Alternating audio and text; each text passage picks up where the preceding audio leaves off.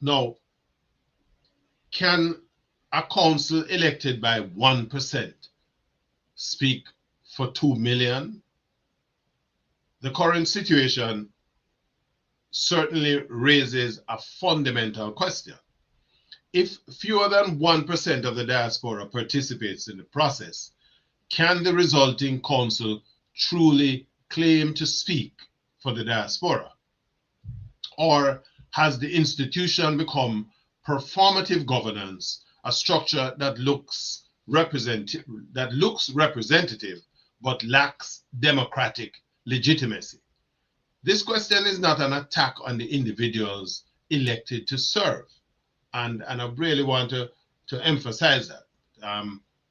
My congratulations to my friend dear Janice, who was elected for the Southern United States. And again, let me just repeat that this is not an attack on the individuals who are elected to serve. Many of these people are committed community leaders who care deeply about Jamaica. Now, the problem lies not with the individuals. It lies with a system that has failed to inspire participation. And participation is the oxygen of democracy.